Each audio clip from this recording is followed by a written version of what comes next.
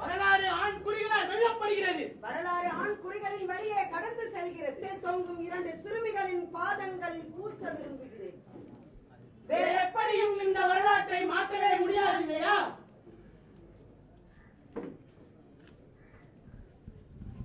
துப்பாக்கியின் தோட்டாக்களில் தொங்கிக் கொண்டிருக்கும் குடியுரிமை என்ற முதல் குண்டு ஏதோ ஒரு புள்ளியில் பட்டு தெரித்தது. ஏதோ ஒரு புள்ளியில் தானே பட்டு தெரித்தது. துப்பாக்கியின் குதிரை 2வது முறையாக அழுத்தப்பட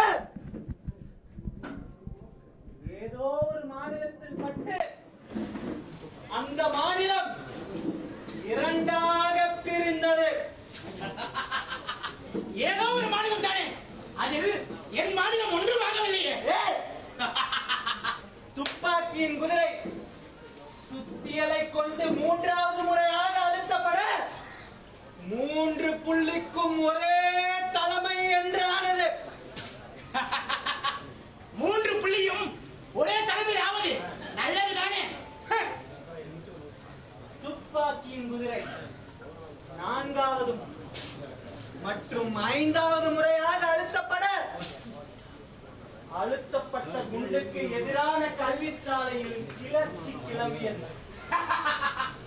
கிளர்ச்சியும் போராட்டமும் ஒன்றுக்கும் பிரயோஜனமில்லை. துப்பாக்கியின் குதிரை சூசைட் ஜோர்டன் ஒரு நட்சத்திர விடுதியில் இருந்து வெளியேறி தெருவில் நடந்து சென்ற போது ஓடும் காரில் 5 பேர் அவளை வன்புணர்ச்சி செய்து தெருவில் எரிந்து விட்டு போனார்கள்.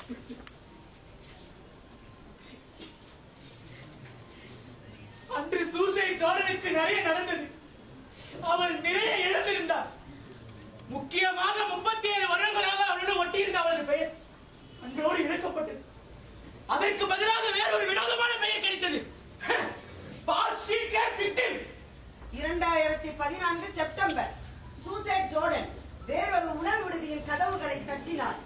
விடுதியின் காவலன் அவளை உறுதியுடன் தடுத்து நிறுத்தினான்.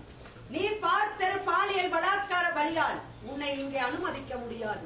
இங்கே வரும் எங்களது விருந்தினர்களின் கௌரவம் முக்கியம் என்று சூசைட் ஜோர்டன் மன்றாடும் குரலில் கூறினார்.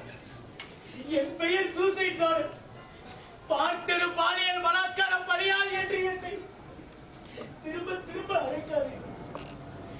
டெல்லியின் மருத்துவ மாணவியும் தன் பெண் உறுப்பில் நீளமான இரும்பு கம்பி ஆழமாக சொருகப்பட்ட போது இதுதான் நடந்திருக்க கூடுமோ?